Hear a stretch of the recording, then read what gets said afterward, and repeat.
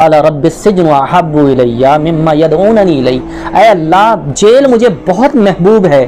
احبو لفظ دیکھیں نا قرآن کا سپرلیٹو ڈگری، احبو انتہائی زیادہ مجھے محبوب یہ ہے کہ میں جیل میں چلا جاؤں اس بات کے مقابلے میں جس کی طرف یہ مجھے بلا رہی ہے. وَإِلَّا تَصْرِفْ عَنِّي كَيْدَهُنَّ أَصْبُ إِلَيْهِنَّ وَأَكُن مِّنَ الْجَاهِلِينَ، اور اللہ تعالیٰ اگر تو نے اس کی سازش کو دور نہ کیا مجھ سے، اگر اس کی سازش سے نہیں بچایا مجھے، أَصْبُ إِلَيْهِنَّ ایسا نہ ہو میں سازش کا شکار ہو جاؤں، وَأَكُن مِّنَ الْجَاهِلِينَ اور میرا شمار بھی جاہلوں میں ہونے لگ جائے.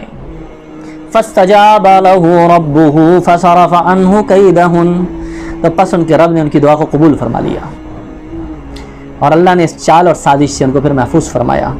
انہ هو السمیع العلیم، بے شک اللہ تعالیٰ سننے والا بھی ہے اور علم رکھنے والا بھی ہے. اب دیکھو نبی بچ رہا ہے گناہ سے اور اس کا بچنا یہ ہے کہ وہ جیل میں جا رہا ہے، سزا میں جا رہا ہے، لیکن اس پہ خوش ہے کہ آزاد زندگی سے قید بہتر ہے.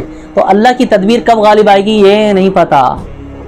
یعنی ایک تو گناہ نہیں کیا، قصور نہیں کیا، مطلب کرے کوئی اور بھرے کوئی، کیا سب کچھ زلیخا نے، جیل میں کون جا رہا ہے دیکھو، لیکن اس پر خوش ہیں. ایمان بچ رہا ہے، جان جا رہی ہے تو چلی جائے، سکون جا رہا ہے چلا جائے، راحت جا رہی ہے چلی جائے، لیکن ایمان محفوظ رہ جائے. اللہ تعالیٰ ہمیں بھی ایسا ہی تقویٰ، ایسا یقین، ایسا بھروسہ عطا فرمائے. کیا سب کچھ زلیخا نے، جیل